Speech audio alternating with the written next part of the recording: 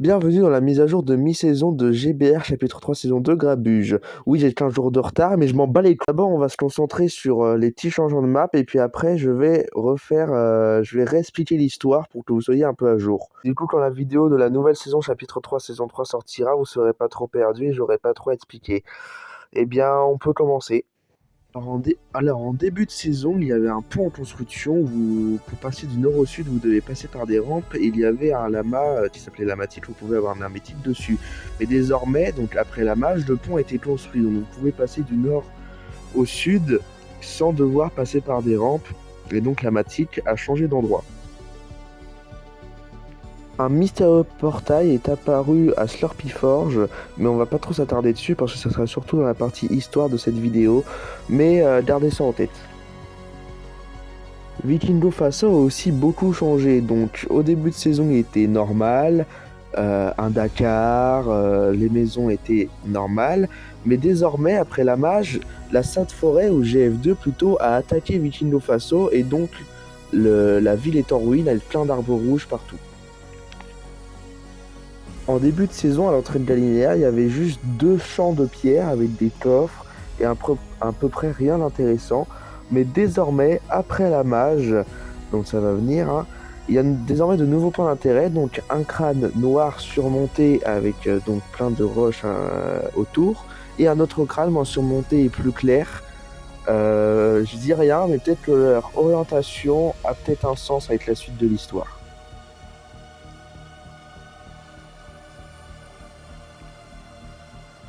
À la Linéa, en début de saison, il n'y avait que 2 bâtiments en rapport avec Fenzin Fields et les Flow Bay, donc la tour que vous voyez là-bas, et un bâtiment plus loin qui est caché à peu près par les arbres.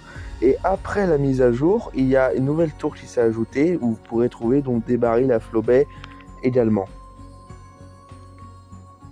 Donc maintenant que le côté changement de map est terminé, nous pourrons passer à l'histoire. Mais avant tout, je vais un peu changer la musique parce que qui dit histoire dit...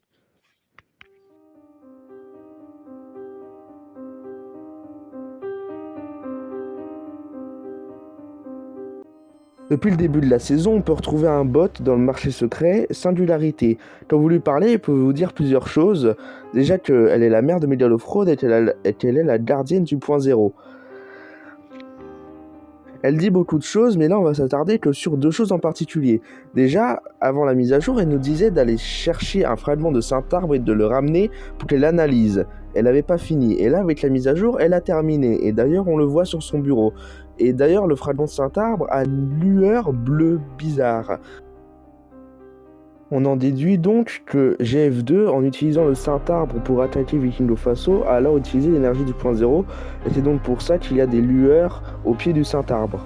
La cartouchiste dit aussi beaucoup de choses intéressantes. Déjà que le portail qui est à côté d'elle, qui est à Slurpy Forge, fait un bruit bizarre, et que c'est GF2 qui l'a construit. Et c'est vrai qu'il fait un bruit bizarre quand même.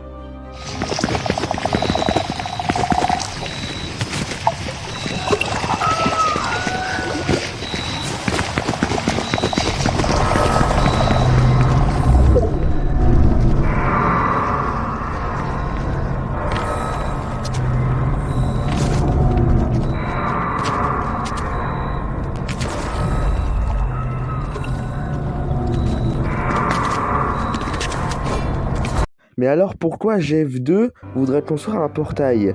Et ben justement, on sait dans des quêtes secondaires, dans des quêtes que l'on trouve à Galinéa, où quelqu'un va nous demander d'enquêter sur GF2.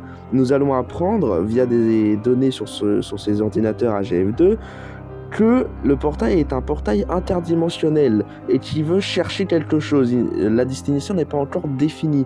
C'est pour ça que le portail a une allure bleue. Et je ne vous ai pas tout dit, car avant la mise à jour, Singularité disait faire des enquêtes sur l'île de milieu de partie.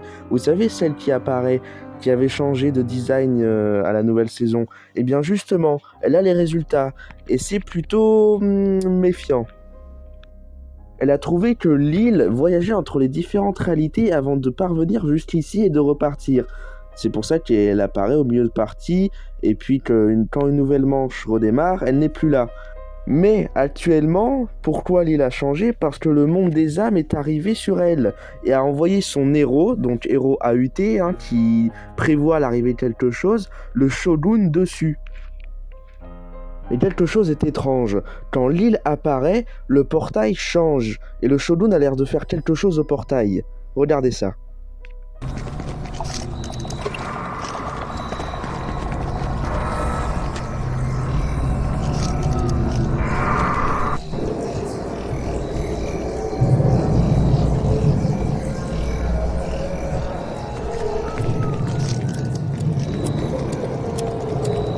Et oui, sans aucune explication, le portail devient rouge.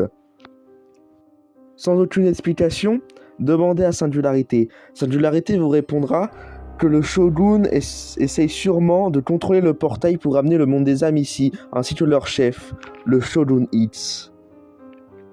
Alors, malgré que ce n'est pas le plan de GF2, qui veut construire un portail pour on ne sait quoi, on dirait que le Shogun profite de la technologie de GF2 finalement pour amener la menace ici.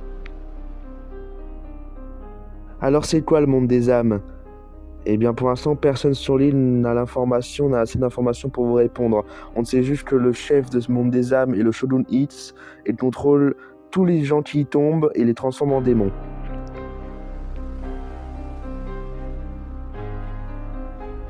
Du côté de GF1, la cartouchiste nous dit qu'il est tout le temps stressé en ce moment comparé à d'habitude. Et GF1, lui, laisse une note dans son bureau à propos de son frère qu'il traite comme un imposteur.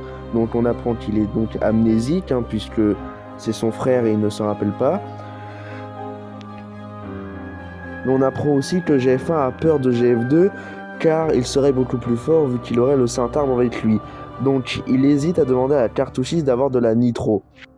Nous pouvons aussi trouver dans le coffre-fort de GF2 un enregistrement non envoyé à GF1. Ça veut dire que GF1 ne l'a pas reçu et ne le recevra probablement jamais. Dans cet enregistrement, il dit que GF1, son frère, ne comprend plus ses revendications, mais que cependant il comprend les siennes. Donc que GF2 comprend les revendications de GF1. Il sait que son affrontement avec lui semble inévitable, alors à un moment il lui demandera une dernière fois de le rejoindre et de se souvenir de son souhait d'Utopia. Alors petit rappel, Utopia c'est égal à la réalité du chapitre 1, et Dystopia c'est la réalité du chapitre 2. Et le chapitre 3 n'a pas encore de nom, donc si vous en voulez un, mettez dans les commentaires. À la fin, il dit que si il refuse de le rejoindre, il en finira à main nue une bonne fois pour toutes, donc le tuera à main nue. Donc ce message a l'air d'être une mise en garde, sauf que GF1 ne l'a pas reçu, ou en tout cas ne l'a pas encore reçu, vu qu'il est non envoyé. On ne sait pas s'il le recevra avant et s'il pourra donc éviter cet affrontement. Eh bien merci d'avoir regardé cette vidéo jusqu'à la fin. N'oubliez pas de liker, vous abonner, vous partager pour qu'un jour je puisse avoir mon code créateur et que vous puissiez jouer dessus.